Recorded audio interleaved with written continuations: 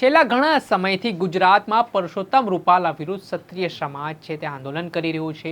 ભારતીય જનતા પાર્ટીના નેતાઓ હોય, ધારાસભ્યો હોય કે ઉમેદવારો હોય લોકસભાને તમામ લોકોનો વિરોધ કરવામાં આવી રહ્યો છે। ક્ષત્રિય સમાજનું કહેવું છે કે હવે અમને 26 બેઠકો પર પરસોત્તમ રૂપાલા દેખાઈ રહ્યા છે અને તેના કારણે પરસોત્તમ રૂપાલાની ટિકિટ રદ ના કરીને ક્યાંક ને ક્યાંક ભારતીય જનતા પાર્ટીએ ક્ષત્રિય સમાજને નારાજ કર્યા છે અને આ નારાજગી તો ભાજપને ભોગવવી પડશે। આને જ લઈને હવે વધુ એકવાર ભારતીય જનતા પાર્ટીના વધુ એક ઉમેદવારને ક્ષત્રિયોના રોષનો ભોગ બનવો પડ્યો। કોણ છે આ ઉમેદવાર અને ક્યાંની આ ઘટના છે તે વિશે વાત કરીશું આ વિડીયોમાં।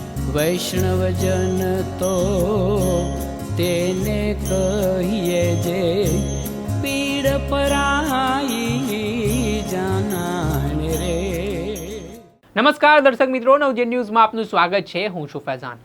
ગુજરાતમાં લોકસભા ચૂંટણીના પડઘમ વાગી ચૂક્યા છે અને ભારતીય જનતા પાર્ટીના તમામ ઉમેદવારો છે તે પ્રચાર પ્રસારમાં પણ નીકળી રહ્યા છે, પરંતુ આ દિવસોમાં ભારતીય જનતા પાર્ટીના ઉમેદવારો માટે કપરા ચઢાણ માનવામાં આવી રહ્યા છે, કેમ કે ક્ષત્રિય સમાજના વિરોધનું તેમને ભોગ બનવો પડી રહ્યો છે।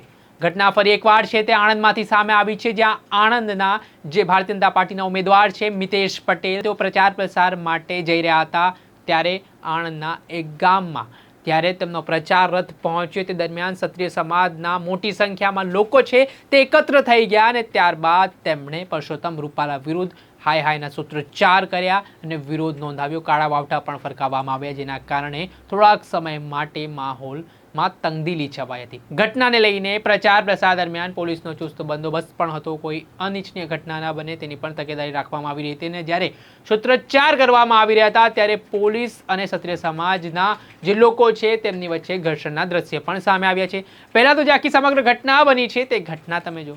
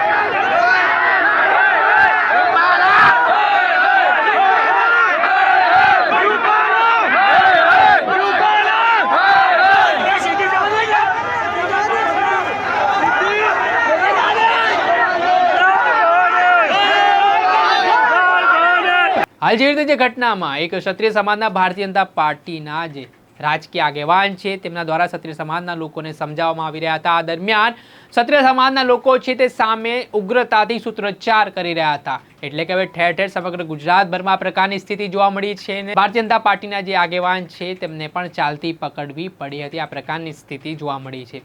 હાલ હવે જોવું રહ્યું કે આ વિવાદ છે, આ વિરોધ છે તેનું ક્યારે અંત આવે છે અને આવી રીતે ભારતીય જનતા પાર્ટીના ઉમેદવારોને ક્યાં સુધી રોષનો ભોગ બનવો પડશે તે તો સમય બતાવશે, કેમ કે હાલ 2024 લોકસભાની ચૂંટણી છે। ક્ષત્રિય સમાજ ભારતીય જનતા પાર્ટીની વિરુદ્ધ છે, તો હવે એવામાં ભારતીય જનતા પાર્ટીના આગામી સમયમાં કેવા કપરા ચઢાણો છે તે ગુજરાતમાં ચડવા પડશે તે તો સમય બતાવશે।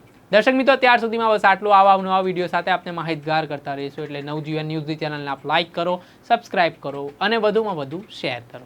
નમસ્કાર। વૈષ્ણવજન તો તેને કહીએ જે પીડ પરાઈ